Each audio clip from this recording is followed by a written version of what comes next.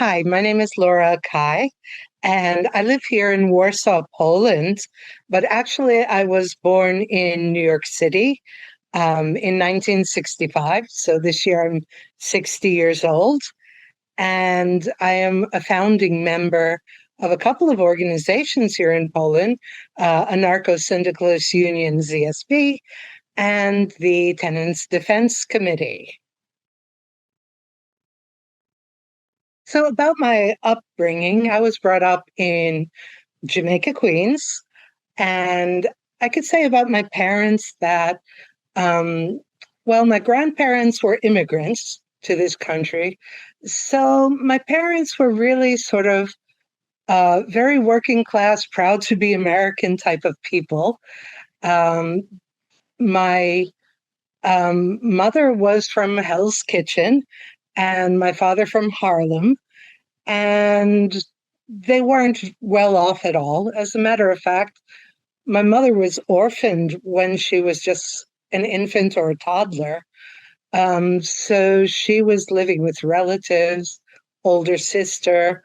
She was actually out on her own, working with her own apartment. By the time she was 14, she had to deal with all that. And that very much influenced me because both her and people on my father's side of the family, they had grown up, they had difficulties, let's say, managing.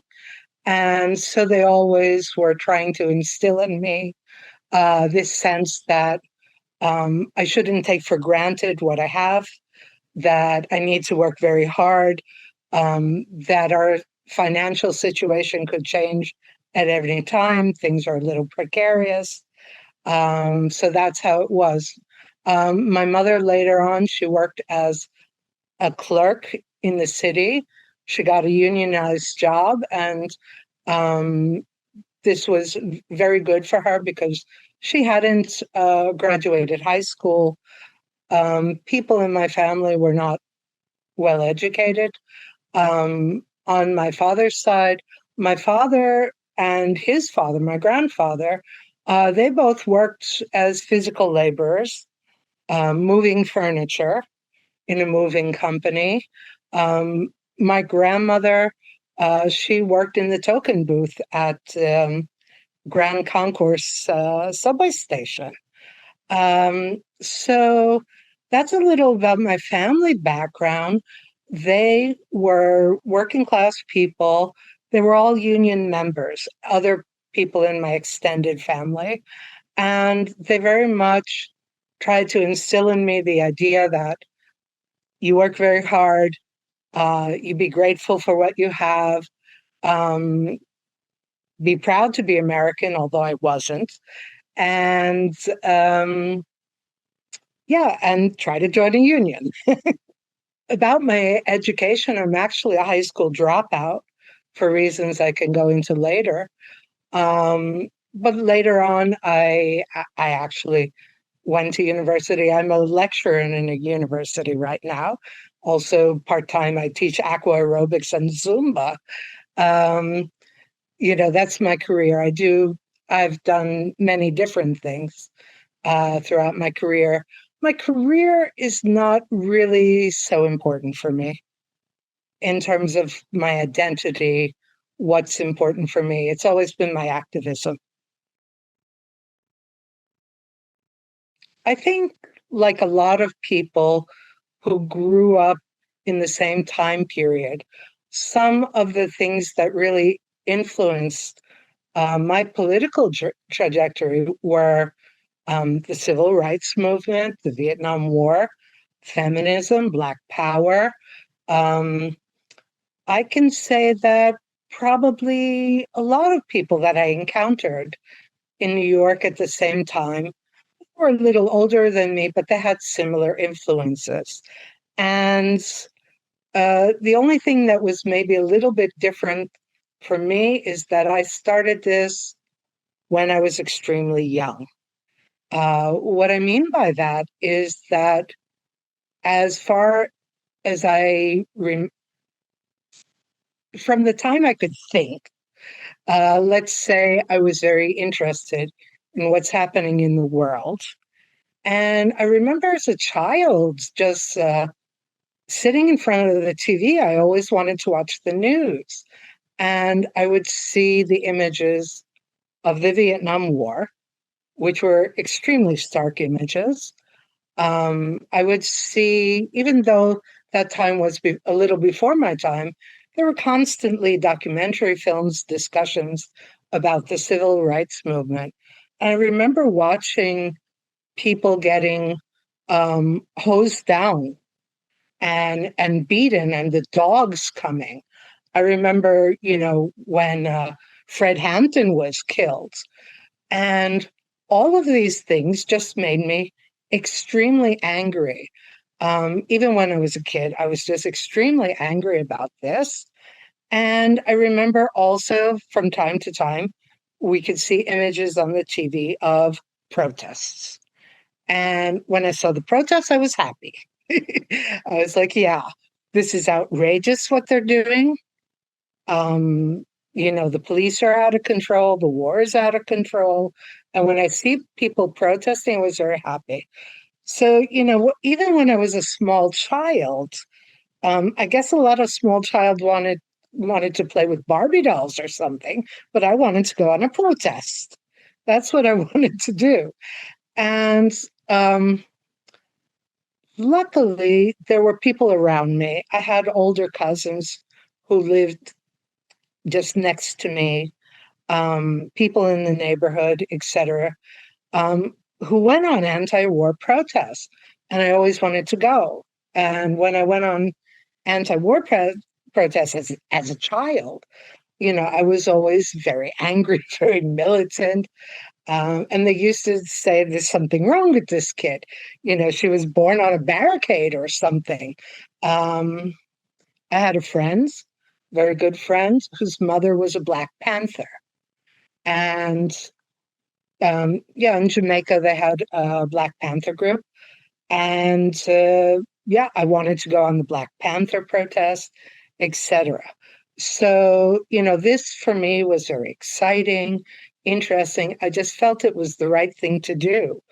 So, this very much was the beginning of my political trajectory, I would say. I would also say that I was very interested um, in all different things that were happening. The feminist movement, for example, very interesting for me. Although as a child, um, I saw it in a very childlike way. I mean, I saw it in the way like I wanted to play on the baseball team and they didn't take girls.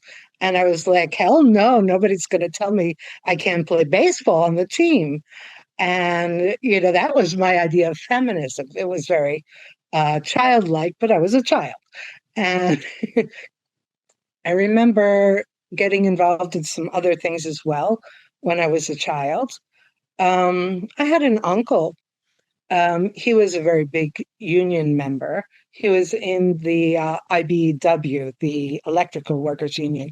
He used to take me to some union things as well. But he was very much this type, like, look for the union label, Laura. Don't ever buy anything that wasn't made in the USA, that type of person. And he lived next door to me. He was much more of an influence in my life than my dad, who was an alcoholic and wasn't so present in my life. And when something was happening related to workers' rights, I was also interested in it. And I remember, in I guess it was 1970, 71, some guys in my neighborhood, they had gotten leaflets about the salad bowl strike, which was the lettuce boycott. The United Farm Workers at one time had an organizing committee in New York. And I remember seeing them going with some leaflets, and I ran after them. And I said, what are these leaflets? And they said, oh, we're boycotting iceberg lettuce. And I had heard about this from my uncle and so forth. And I said, can I come with you? Can I come with you? I'm like, yeah, we're going to go up to the grocery store, hand out leaflets, boycott the lettuce. So I used to do things like that wherever I could. A funny story about that particular, um, with the lettuce boycott was that while I was doing that, my uncle came to the supermarket and he saw me. I was like, "Oh, Laura, very good. This is a really good cause." And he said, "But do you know your father's union?" My father was a Teamster, and he said, "Do you know your father's union is like, sort of breaking the strike. They're acting like scabs." I'd never heard that word before. Started asking questions. What's that like? I was like, "Oh no, this is not good." And my uncle called it Scab Union, the Teamster Scab Union. And I remember thinking about that. And I went home, and my dad, he always received Teamsters newsletter, and he kept it in our bathroom because he used to read it on the toilet. And I remember going home and just taking the Teamsters newsletter and writing on it, Scab Union. And, uh, and yeah, it sort of got me thinking. And, what happened later on with the Teamsters, with Jimmy Hoffa and all of that, started getting me thinking that although all my family were union members, they always taught me about the unions, that maybe sometimes some unions are not so great, that the union leadership was not so great. This always stayed in the back of my mind and played a little role in my further developments later on when I became interested in unionism. Um, I could say that Watergate was something that had a big effect on me because I just did not trust politicians afterwards. And what else? I became very anti-American, let's say, in a family of immigrants who were very proud to be American, and this caused a lot of tension at home. But I was learning more and more about what America was doing around the world with all the wars and the CIA operations. And yeah, when the bicentennial came, I was really very much against it. Um, but also before that, was sort of my first organizing efforts. The first thing I ever tried to be part of organizing was when New York was having a budget crisis, and they were having a lot of budget cuts, austerity measures, etc. I guess it was around 1975. And a few people in my family worked for the city. My mother worked for the city. And they were really, really worried that their jobs were going to be cut. A lot of people were worried about it. And in our community, we had like a community organizing group. And I remember they wanted to make a protest against the austerity measures. And I just went into like little organizer mode. I said, "Yeah, get me some flyers. I'll go around the neighborhood. I'll put them in everybody's mailbox. I'll go talk to everybody I know. I'll ask people to put it up in the shops," everything like that. And I became really active with that. This particular protest we had was a car protest, the only one I've ever been in my life. And so many people came that there was a little bit of chaos because people were supposed to meet in a parking lot and there wasn't enough place for all the protesters. And I had painted a lot of signs. Um, One I remember was like, "Mayor Beam, you're off your rocker," or something like that. And we all had signs on the car. And we went and we proceeded to block the Long Island Expressway, Grand Central Parkway. It was complete chaos, and I was extremely happy. So at that point, I knew, like, yeah, this is what makes me happy. This is what I want to do, et cetera, et cetera. How did I get involved in more anti-capitalist things and eventually anarchism? Maybe. Around the same time, or 1976, I guess it was, in our community of Jamaica Queens, they opened a place called the African Poetry Theater. And in the African Poetry Theater at that time, there was sort of like groups of African Marxists who used to meet, and some people who were left over from the Black Panthers. The Black Panthers weren't active anymore in the neighborhood. And I remember I'd like to go to listen to them talk. It was very informal. There was no formal group, just people hanging around, talking about different national liberation struggle, Pan-Africanism, not Pan-Africanism, et cetera, et cetera. And I just absolutely loved to go to meetings with these people and hear about different things. And I guess I heard the word anarchy for the first time when I guess it was the Sex Pistols, Anarchy in the UK. And I didn't know what it meant. I really hadn't heard that word before. And I guess I went to look it up in the dictionary. And actually, the dictionary definition didn't interest me so much. It was just something like absence of government, chaos, you know, there's something that didn't click with me. But I remember how I really heard about anarchism was that I was with a discussion in the African Poetry Theater with Marxists from Ghana. There were some people from Ethiopia. And, they had deposed Haile Selassie in Ethiopia. They were making a Marxist revolution. And they had started the Red Terror. This was, I guess, at the beginning of 1977.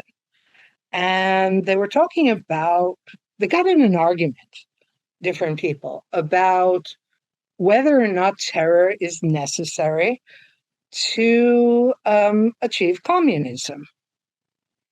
And normally I was quite quiet in these conversations, but, somehow I spoke up and I said, isn't this going to just create a bad reaction? If you're killing people.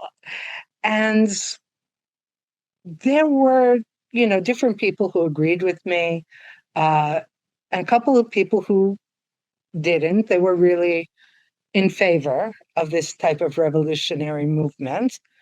And one of the guys said to me, you're just talking like those anarchists. And those anarchists, they never achieve anything because they're too weak. They're not strong enough. They don't go all the way with their revolutions. I had no idea what this guy was talking about, actually.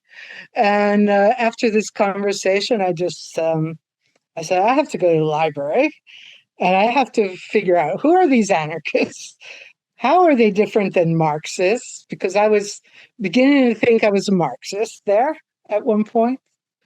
And I read about it and I was like, yeah, probably I'm not a Marxist. Probably I'm an anarchist. Like that. What else can I say? It took me a couple of years to really run into, let's say, some organized anarchist group, because they just were not present anywhere around me. And it wasn't the time of the internet. I just couldn't find these people I was interested. As a matter of fact, I just thought they didn't exist anymore.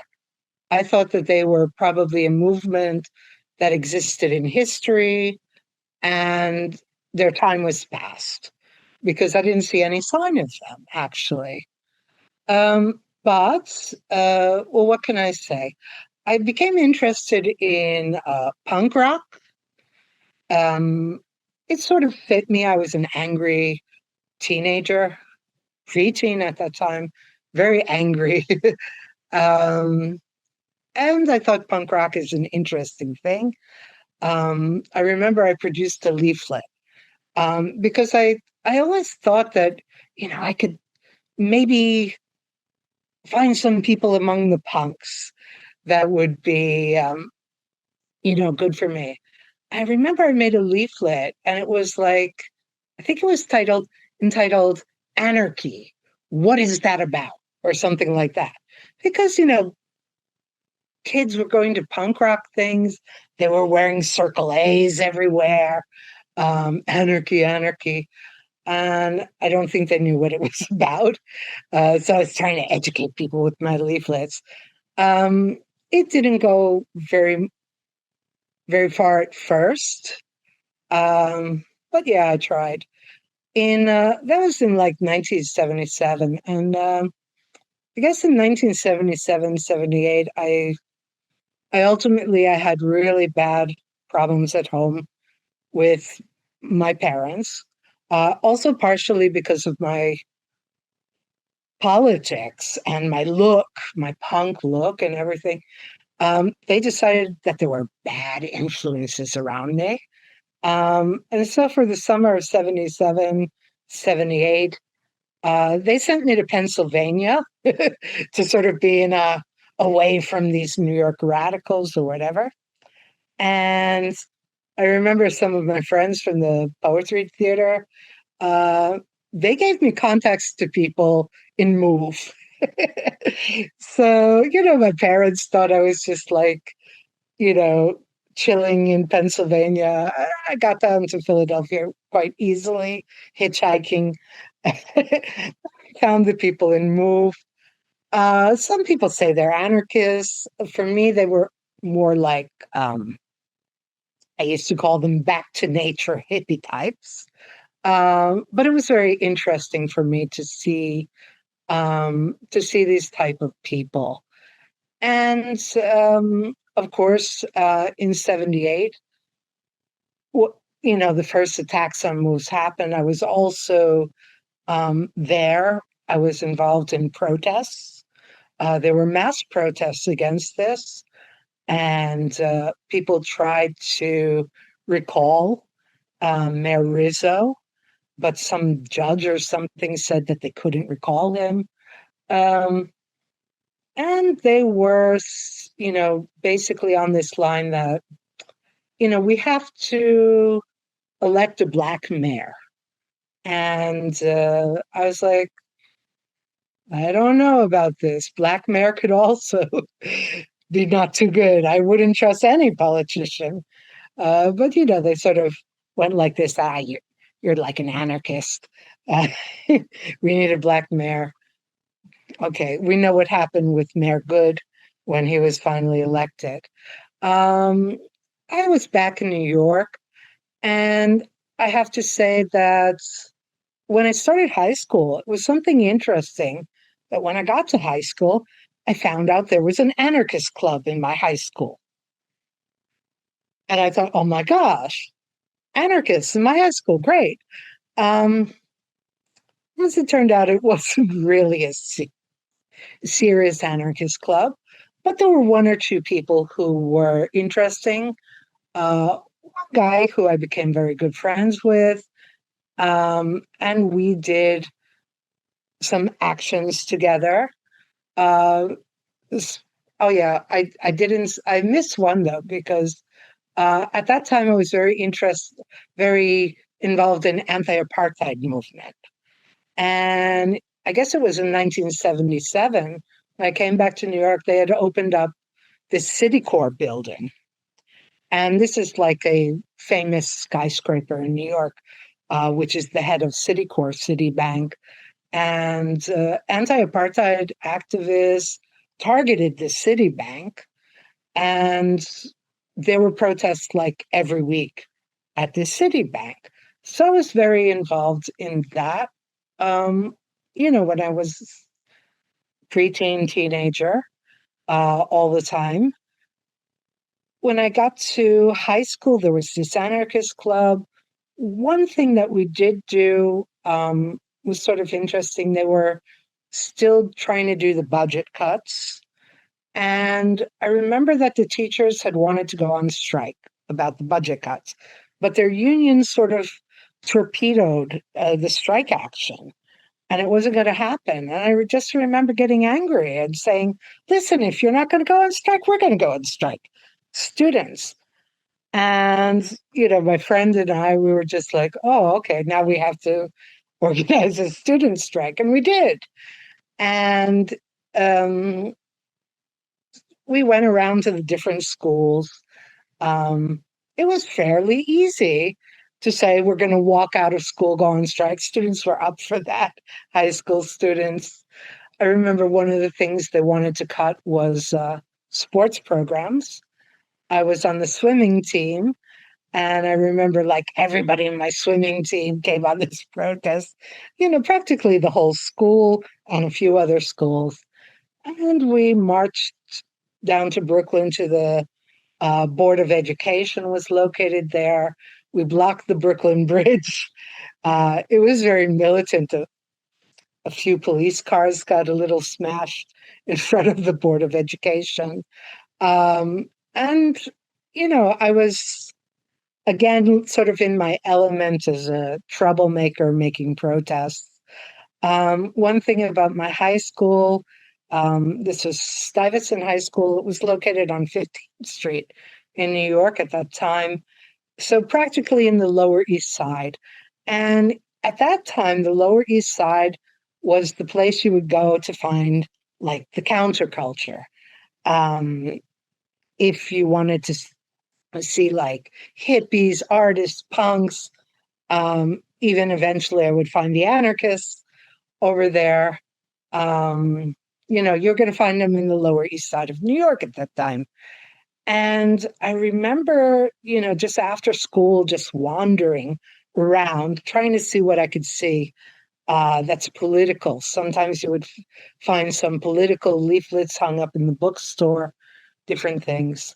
And one day I came across a bookstore called Laissez-Faire Books. And, I guess you could imagine they were libertarians. And I went into the Laissez-Faire Books, and they had a section anarchism. And, for them, anarchism is like Murray Rothbard and, all of this. And I was just sort of looking at this and thinking, what the F? They're capitalists. Wait, how could you be a capitalist and an anarchist? I couldn't figure it out. So I was like talking to them. And after I talked with them, I was like, yeah, there are some capitalists calling themselves anarchists. I had better call myself a communist anarchist, just so they know what I am, because I don't like this capitalism. And, I thought I made that term up. I didn't know there was anything like it until a little later, somebody gave me Berkman's book that had been republished in the 70s with the title, What is Communist Anarchism? I was like, oh, damn, that's actually a thing.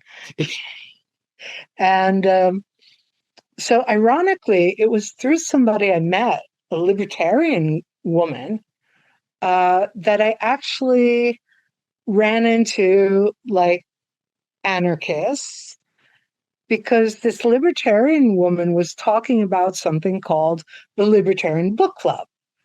And yeah, she invited me to come to something that the Libertarian Book Club was doing. And me, I almost didn't go, because the name of that Libertarian Book Club, I just assumed that it was the Libertarian Capitalists. I was like, I don't know if I want to go to a meeting of those people. And so I almost didn't go, but she kept insisting, no, these are anarchists. These are anarchists. And yeah, but she thought Murray Rothbard is like the best anarchist. So, I went and I was like, yeah, these are anarchists. And I sort of found my first anarchist home in this place called the Libertarian Book Club. It was very interesting for me. I have to say that there were different types of anarchists there. It wasn't one particular type of anarchist. It's more synthesis. There were some individualists, single taxers, even just freaks. Uh, then very serious anarcho-communists, anarcho-syndicalists, a whole mix of things. And I especially like that I met a lot of what we used to call the old timers there. And the old timers sort of took me under their wing, let's say. And I spent lots of time talking to them about the ideas of anarchism, about their lives, about different struggles they went through. A couple of comrades had been in the Spanish Revolution, different things like that. So really, that was my entrance into anarchism, let's say, was through that organization. At that time, I can't say that I was very clear about my anarchism because it was still something new for me and I was very young still. Um, I was just beginning, I was just a teenager. And I have to say that maybe at first I was more interested in like synthesis anarchism. I was sort of interested in making contacts with everyone, although I never respected the libertarians, really. I thought they were nuts. I thought, how could you be a capitalist and be an anarchist? Um, but, there are all different types of anarchists around. And I was just very interested in being involved with all them, being involved in many different things. Um, Personally, I had always felt that the anarchists were not visible enough. And I felt that it was just like a freak accident that I even found them. I felt that it was not easy to see anarchists. So I really wanted to do things like go on the streets with literature tables and stand there and talk to people who came, or do anything that involves public uh, speaking or anything like that. Eventually, we had a space called the Anarchist Switchboard. I was involved with that, and we opened up underground books there. It was selling anarchist books, but it wasn't a full-time bookstore. It was just this space, and on the weekends we put out the books, and we were selling the books. Um, I didn't mention, and I think I should mention because I mentioned earlier, I was a high school dropout because of different problems in my family. I just I didn't want to stay there. I was really trying all the time to crash in different places. I prefer to sleep on the Yippee bus or in the park than sleep in my home. Eventually, I went to San Francisco and I was squatting in a beer vat. That was an interesting place, really. A lot of punks there. And I came back, though, to New York eventually. My mother was very ill. She died when she was very young.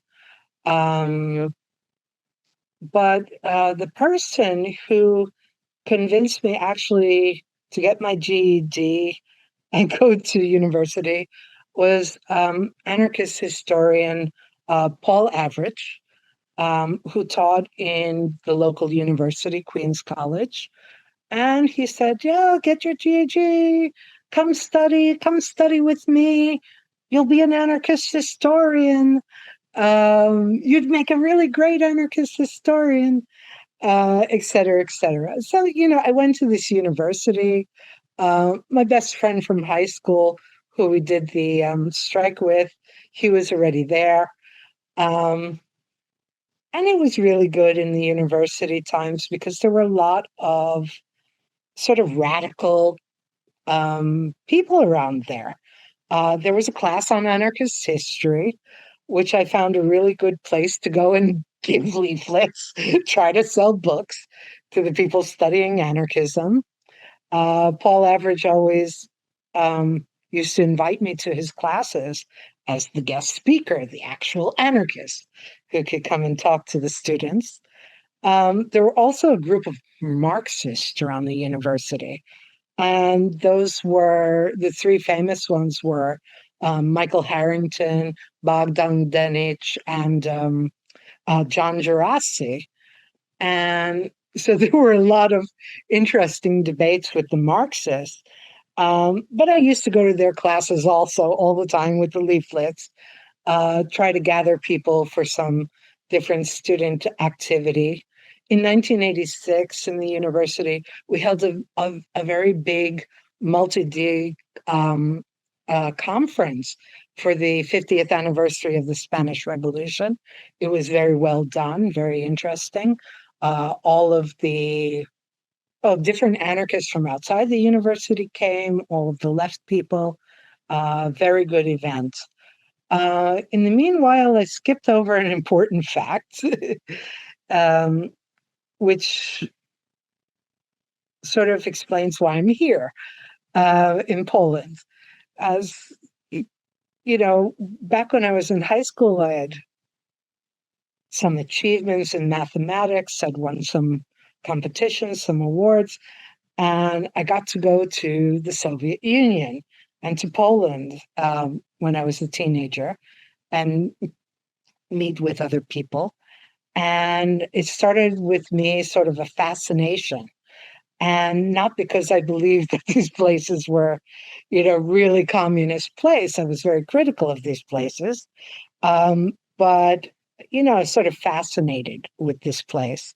So, when I was, I don't know, I guess starting around 20 years old or something, I always was making plans to spend the summers in the Eastern Bloc. In 1985, I went through all of Soviet Union, Poland, Hungary, Czechoslovakia, um, trying unsuccessfully to smuggle in some anarchist literature. I was successful in the next time, but the first time, no. um, what else? Yeah, and I was making plans all the time. Like, I want to go there. Um, I want to sort of start trouble there. See if anarchism can't resurrect there. Um, and it started. It started in Russia and in Poland, and I used to travel there whenever I could get together the money and the time. Um, and so I was like planning that. I also in 1984 I traveled to Spain, to Madrid, and I met with the comrades of the CNT. This was extremely interesting for me because up until that point, I guess I was a little cynical about anarcho-syndicalism. And this was partially to do with the fact that I saw that unions could go wrong. This was like my father's Teamsters and some other things I saw went a little wrong. Um, yeah, so when I went to the CMT in 1984, they had had a split a few years back. They were still going on through the split, and I heard all the things about this and the congresses and everything like that, and I thought, this is very, very interesting for me. I think I am interested actually in this anarcho-syndicalism, but maybe not in the form that I had seen it uh, prior to that. But I like their form, I would say. So that was something always in my mind. And yeah, basically, I was more or less planning um, that when I finished university, I was going to go somewhere. I was going to go maybe to Madrid or, if possible, maybe to Poland, if it was possible to go there. And I did. And I went to Poland in 1990. And yeah, things were happening. I could say that in the city I was in, Wrocław at that time, not so much happening with anarchism, but other places in Poland, yes. But to my great disappointment, the flavor of anarchism that was arising in Russia and in Poland was free market capitalism. And I was like, oh no, oh no. I understood why it was happening because uh, anarchism in Poland grew out of an anti-communist movement. I was also against the communist regimes, very much so. Um, I had been in a group called Neither East Nor West in New York. We were, you know, doing a lot of solidarity work all the time against the repressions in these countries. But I was really not happy with all the anarchist libertarian thinkers in the anarchist magazines, and I was trying to sort of push a different way. While I was in Poland, at some point, I was offered the opportunity to go on scholarship to Moscow. So I did. And this was very interesting for me. Um, at that time, there were a couple of anarchist organizations in Moscow, different types. There was a free market anarchist group, and there was something called Confederation of Anarcho-Syndicalists. I became friendly with a couple of people from them. Uh, but the crazy thing is, there were also free market people in that. And it wasn't really an anarcho-syndicalist organization. And I was always wondering, why the hell do they have this name? They have individualist free market people. They're not really doing anything connected with unions or workers. How did this happen? But, it happened. And I was there in August 91 when there was the putsch. And yeah, that was the beginning of the end of the anarcho-syndicalists when the putsch came. Because these anarcho-syndicalists, they had very hierarchical organization. They had a leader, like the main personality and theorist.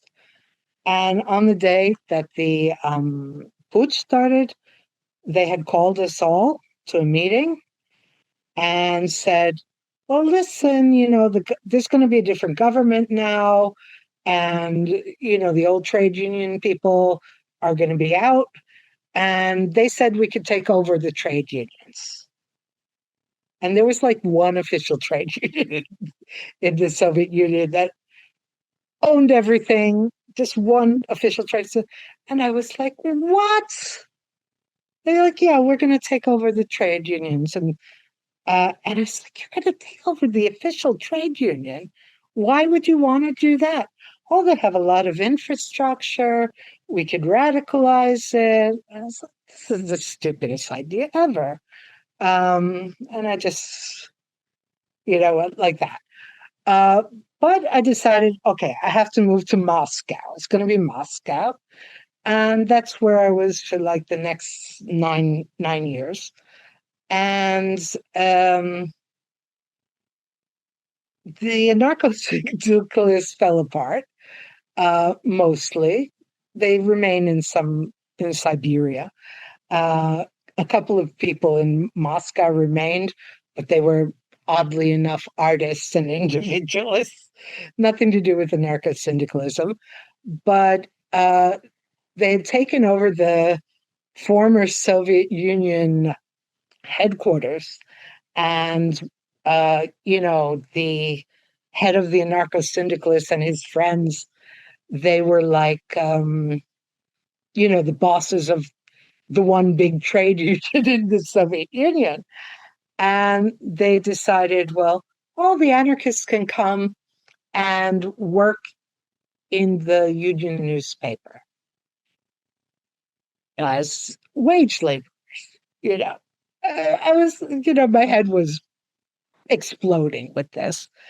And a few people, including myself, we decided that we're going to support the independent trade unions that were starting to come up after the 1991. So there was formed an organization, Caste Corps, and we went there, and we were just mostly doing solidarity work for independent unions outside of this communist trade union monolith. Very ironically, the anarchists from the newspaper eventually went on strike, which was a wonderful thing because we had a radio show and we were broadcasting all over Russia that the workers from the newspaper from the trade union are on strike. And the ex-boss of the syndicalists came and they locked everybody out. They put locks on the doors, and some guy came with an axe and he just opened up the door with the axe. And okay, the whole thing just devolved very quickly. I would have to say that it took a couple of years for some other anarcho-syndicalists, more serious attempt came. A friend of mine who I worked with in the Caste Corps, she was interested in anarcho-syndicalism and had started up a group which later merged with some anarcho-communists who had been there and formed a group called CRAS that still exists to this day. In Russia, there wasn't so much we could do on maybe a practical level. So mostly it was about having meetings, having discussions, having forums, publishing different things, some anti-war activity when there was the war in Chechnya, a lot of anti-fascist things, really hardcore. So I'm not going to get into them. A lot of really hardcore direct actions against military recruitment centers and the like. Putin came into power, and just before Putin came into power, when I knew he was coming into power, there was some very harsh repressions of anarchists. I was like, I've got to get out of this place. And I did. And I came to Poland. So in Poland, there was the Anarchist Federation, which was a very pluralistic synthesis type of anarchist federation that really didn't have any set rules. Just a lot of different people, different ideologies, capitalists, the whole bit. I didn't really like it a lot, but eventually I did join it because I found people inside there that were quite okay.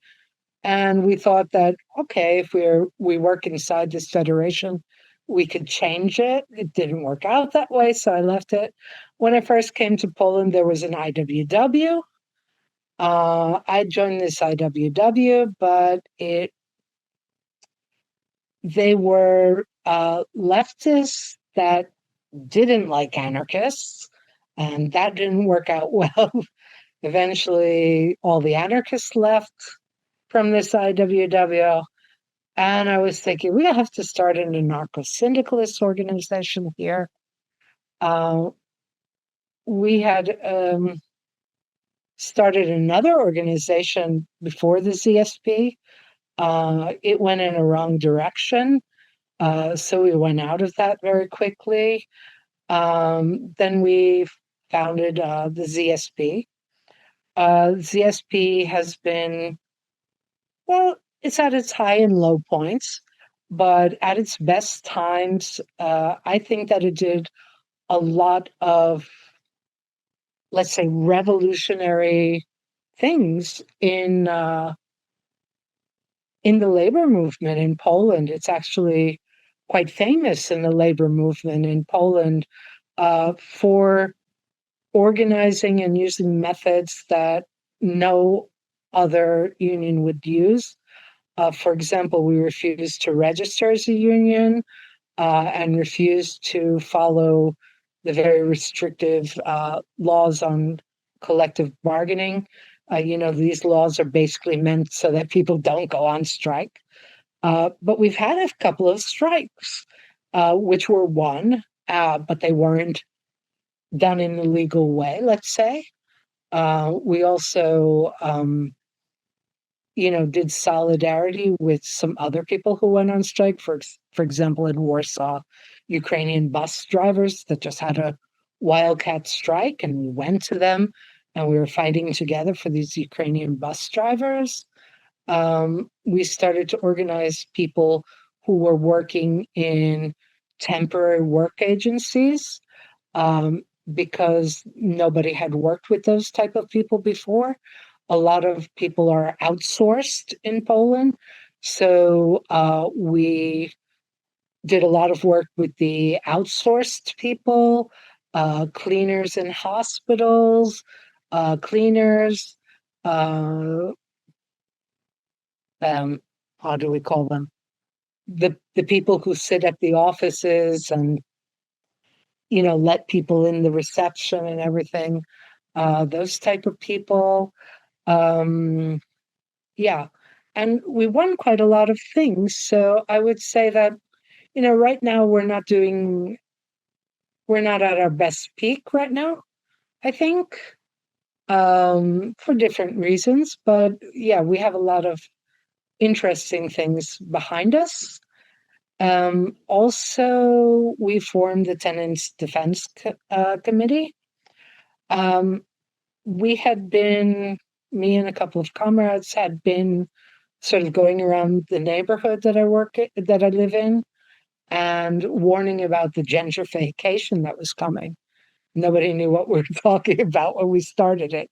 We published a free newspaper, we put it everywhere, and then people knew what the gentrification was when it started really hitting them. And it just snowballed from there. And we've done a lot of things with, like, we even tried a rent strike. It wasn't very successful, but it was. And right now, one thing we're doing is sort of coordinating, I would say squatting, of public housing all around, particularly in this neighborhood. There must be more than 200 people now. A lot of them are single mothers who are squatting. And, the city is trying to phase out public housing, in fact. And there are so many empty public housing units that nobody could get in. They just they find any reason not to let people get in public housing, and people were fed up. And we were always saying, like, if you don't want to use this public housing, it's just empty, people are going to just take it. And that's what started to happen. And so we're sort of like a center of coordination for that. It works on our organization works like on anarcho-syndicalist principles.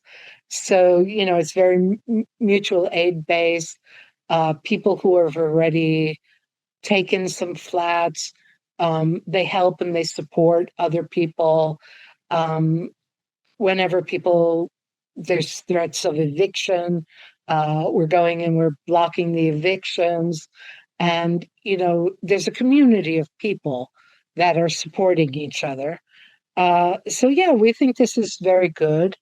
And if you talk about, anarchism in practice, I've always thought that, anarchism should be something that we don't hide, that we're anarchists, that we explain what it is, but it's something that we should, put into some sort of practice so that people could see, like, okay, anarchism is about not asking the government for, you know, please, government, help us, but, sort of doing things, taking matters into our own hands, self-managing our projects, and sort of building organizations and mutual aid structures that, you know, sort of replace the government. And, we always have this slogan like that we want to take the neighborhood back into our own hands, politicians out of the neighborhood. We might go with a wheelbarrow and pitchforks, to the city government and tell them just get out, get out of the neighborhood. People love it. They like this type of action. They don't like politicians. So, a lot of people like what we do. They might not consider themselves really anarchists themselves, but, they can see the sense of this type of action in this type of organization. I don't know what else. I could say that, the ZSP is in the International Workers Association, Anarchist-Syndicalist International. Currently, I'm the Secretary General of that organization, which basically means I just make sure that everybody gets the mail or something like that and coordinate a couple of things. And yeah, we're happy with that. We've had some hiccups in the international because, as things tend to go in the anarchist movements, people change their ideas, people change their practices. Sometimes people decide to do this, do that, and we don't always all get on well or work well together. We sometimes go our own way. So that's happened in the IWA, and it was a little hard for me, but we survived, and we're still looking for new people all over the world, and people are responding in a lot of places where we didn't think they'd be responding. So, I look at that very optimistically.